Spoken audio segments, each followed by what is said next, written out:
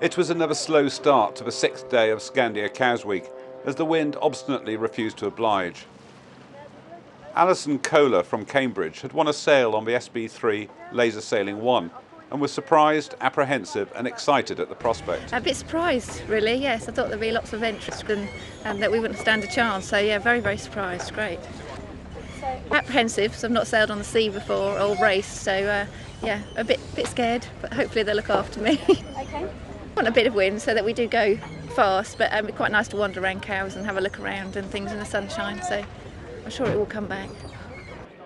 It was touch and go as to whether any starts would be possible, as the gradient northerly battled with the sea breeze for supremacy. The first attempt to get the SB3s away ended with another postponement, but eventually at 2:35 they were sent off to the west in a light northerly, with the start under a black flag to enforce good behaviour. The SB3s took almost 3 hours to complete their 9.9-mile course, with Glenn Burke's Musto leading the fleet home, ahead of eShopFittings.com, with Grey Goose in third. Jeff Carverth still leads the series overall, although when the discard kicks in, he will be under threat from Musto. One person who really enjoyed the race was Alison Kohler. Loved it, loved every minute of it. It's great fun. I'm not sure which place we got, but I think we're fairly near the back, but we had some calmer water. But enjoyed every minute. It was great. I'd love to sail again, yes, maybe with my son. But yes, I'd love to sail again. The Flying 15 started with the Swallows, and both were sent on a 5.6-mile course around the central Solent. The Flying 15 Tempest Fugget duo took an hour and a quarter to hear the winner's gun, ahead of Men Behaving Badly and Flux. This trio also had the overall rankings, with Men Behaving Badly 4 points ahead of Tempest FD, and Flux another 4 points astern in third place. It wasn't until 3:45 that the 70 X1 designs were started in a light northerly, with a black flag to keep them in order. They also had to contend with the extra hazard of this large on-deck yacht, steaming through their start line just before the gun. As they headed along the green, the wind shifted to the southwest and increased slightly, so the fleet had to tack up ashore against the now flooding tide. Xenia took an hour and a half to complete the 5.6-mile course, beating Perdix by just 20 seconds. Another 19 seconds astern was X-Ray. Simon Russell's Swallow still tops the overall rankings after a sixth today.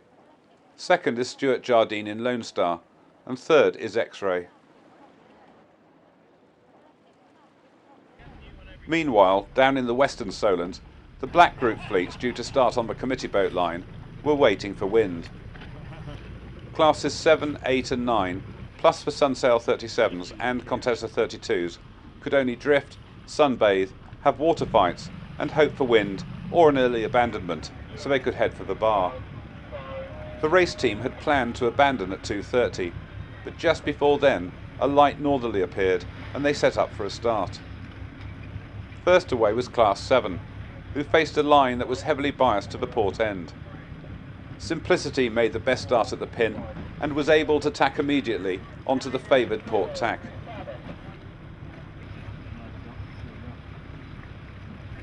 Next off was the 68-boat Sunsail 37 fleet, who faced an even lighter wind and a lot of port tackers trying to barge their way in by the pin-end committee boat. With so many boats over the line, a general recall was inevitable, but before they could get another start in, the wind died. At the first mark, Class 7 was struggling to get around the buoy. Then the wind switched as the southwesterly sea breeze overcame the gradient pressure. Quickly, the boats were fully powered up and beating west into a nice force 3. Way out ahead already was Earl's Court Boat Show, Adam Gosling's half-tonner.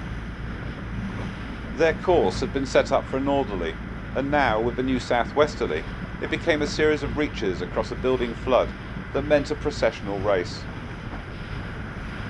Gosling finished 36 seconds ahead on the water and over a minute ahead on corrected time. Dean and Dybel took second, with Software Mistress 88 coming third. Earl's Court Boat Show now leads the series by 15 points, from Electra in second, with Simplicity holding third. When the wind filled in from the southwest, the committee moved the line across the Solent and set up for the remaining start sequence in a nice southwesterly breeze. This time the Sunsail 37s lived up to their unruly and anarchic reputation, with a shambolic start by the boats at the main committee boat end. Collisions, shouting and swearing ruled as the boats piled up outside the committee boat and attempted to force their way in. PAL Europe won this race by 4 minutes from Think Group and National Grid. The more rule-observant and much smaller fleet of 10 Contessa 32s were given a start at 4:10, with a 9.8-mile course finishing on the squadron line. After nearly 2 hours, Blanco beat Drumbeat by almost 6 minutes, with English Rose finishing third, another 16 minutes behind. Drumbeat still leads Blanco overall, with English Rose holding third at the moment.